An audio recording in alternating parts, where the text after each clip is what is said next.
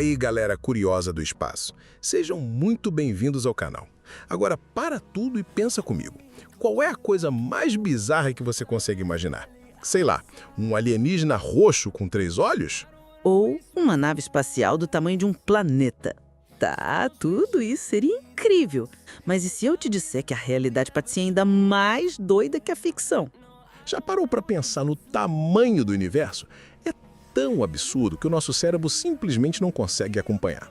A gente está aqui, nessa bolinha azul minúscula, girando em volta de uma estrela qualquer. Que fica num cantinho meio esquecido de uma galáxia. E essa galáxia é só uma entre bilhões. E cada uma dessas galáxias tem, tipo, bilhões de estrelas. É coisa demais. Mas aí vem a dúvida que não sai da cabeça. Se o universo é tão, mas tão grande, será que ele tem um fim? Tipo uma borda mesmo? E se tiver? O que será que tem lá? Uma parede invisível? Um buraco sem fim? Ou quem sabe outro universo? Hoje a gente vai mergulhar nesse mistério insano. O que existe na borda do universo? Para começar, a gente precisa entender o que é essa tal de borda. E não é tipo uma parede no fim da sala. O universo não é uma caixa com tampa e laterais. A parada é bem mais complexa e muito mais legal. Imagina o universo como um balão. Você desenha umas galáxias nele e começa a encher. As galáxias se afastam umas das outras, mas não porque elas estão se movendo. É a própria superfície do balão que está esticando, sacou? E isso nos leva ao conceito de espaço-tempo. Não é só espaço de um lado e tempo do outro. É tudo uma coisa só, como se fosse um tecido gigante. E quem explicou isso foi ninguém menos que Albert Einstein, o gênio dos cabelos bagunçados. Ele mostrou que a gravidade não é uma força mágica puxando tudo, mas sim a curvatura desse tecido espaço-tempo. Tipo quando você coloca uma bola de boliche em cima de um colchão. Agora, voltando à tal borda, se o universo não tem um fim físico, o que a gente quer dizer com isso, afinal? Aí entra o conceito de universo observável. Imagina que você está num barquinho no meio do oceano, você só enxerga até onde o horizonte alcança, certo? Sua visão para ali. Com o universo é parecido. Só que em vez da visão, estamos falando da luz. Ela tem uma velocidade limite, a famosa velocidade da luz. E só conseguimos ver o que teve tempo de chegar até nós desde o Big Bang. Isso significa que o universo observável é como uma esfera gigante com a Terra no centro. E essa esfera tem um limite, o ponto mais distante de onde a luz conseguiu chegar até a gente desde o início do tudo. Esse é o nosso horizonte cósmico. E agora segura essa. O universo observável tem cerca de 93 bilhões de anos-luz de diâmetro. 93? Sério, um ano-luz já é uma distância absurda. Imagina isso, fez os 93 bilhões. Então, quando a gente fala de borda do universo, na real a gente está falando desse limite do que conseguimos observar.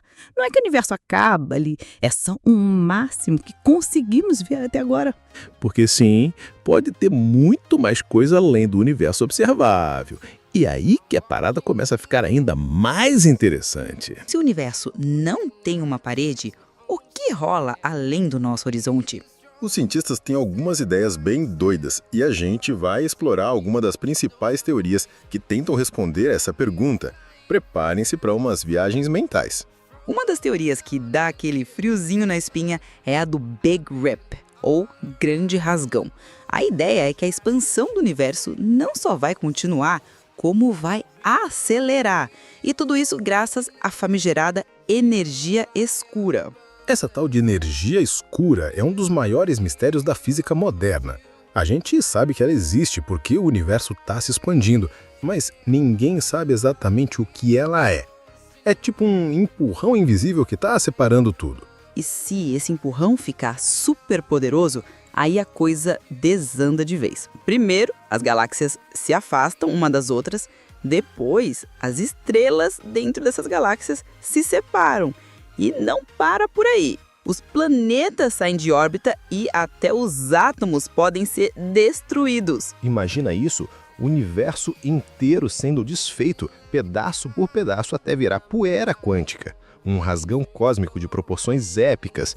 Loucura, né? Agora, tem uma teoria que é quase o oposto disso, a do universo infinito. Essa sugere que o universo simplesmente não tem fim. Ele continua para sempre, em todas as direções, como se fosse um mapa que nunca acaba. E aí vem a pergunta: se o universo é infinito e tem uma quantidade finita de matéria, será que existem cópias da gente por aí? Tipo, uma versão sua que escolheu pizza ao invés de hambúrguer hoje. Ou uma outra onde você virou astronauta. Num universo infinito, todas as possibilidades podem acontecer em algum lugar. E se a gente der mais um passo nessa escada de maluquices, chegamos ao conceito de multiverso, que, convenhamos, é um dos mais populares nas séries e filmes hoje em dia. O multiverso sugere que o nosso universo é só um entre muitos, muitos mesmo. Cada um com as suas próprias regras, galáxias e, quem sabe, suas próprias versões de você. Tem multiverso baseado na inflação cósmica, que diz que o universo cresceu absurdamente logo após o Big Bang. Cada bolha formada nesse processo seria um universo diferente. E tem o multiverso quântico, vindo da mecânica quântica. A ideia aqui é que, para cada decisão ou evento, o universo se divide. Em um, você está vendo esse vídeo.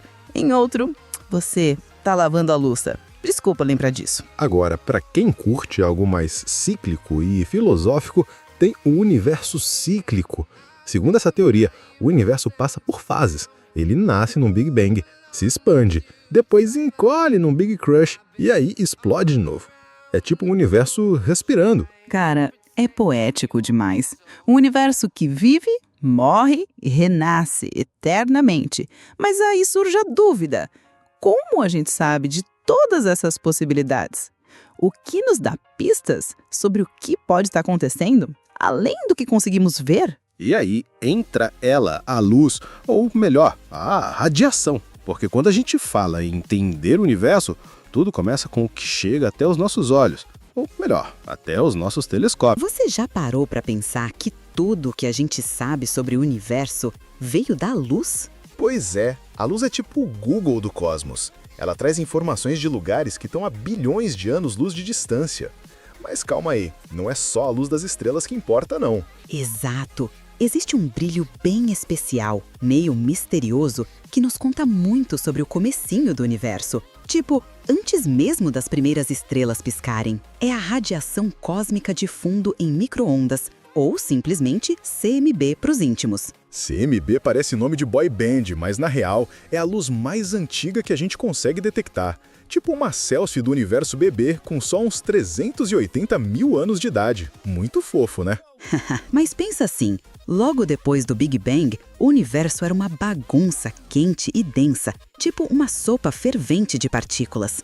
A luz estava lá, mas não conseguia escapar. Era como se ela estivesse presa numa neblina cósmica. Só que aí o universo começou a esfriar e bum! Os elétrons e prótons finalmente se juntaram e formaram os primeiros átomos. Aí, meu amigo, a luz ficou livre, começou a viajar pelo espaço e nunca mais parou. E essa luz é a tal da CMB. E ela tá em todo canto, literalmente. Vem de todas as direções do espaço, com uma temperatura quase igualzinha, cerca de 2,7 Kelvin, ou seja, uns menos 270 graus Celsius. Gelada como o coração da sua ex. Os cientistas usam telescópios tipo o satélite Planck e o WMAP para mapear pequenas flutuações de temperatura nessa radiação. E sabe o que é louco? Essas pequenas diferenças são como sementinhas do que seriam, no futuro, as galáxias. Isso é insano. Quer dizer que o universo já dava sinais de estrutura antes mesmo das estruturas existirem. E mais, essa radiação marca a fronteira do que conseguimos observar. Tipo uma cerca de luz que delimita o nosso universo visível. E aí entra a pergunta que não quer calar. O que tem do outro lado dessa cerca? Se o universo observável é só uma bolinha no meio de algo muito maior, o que será que existe além? Aqui começa o território das teorias malucas, mas baseadas em ciência. Primeiro tem as regiões não observáveis dentro do nosso próprio universo.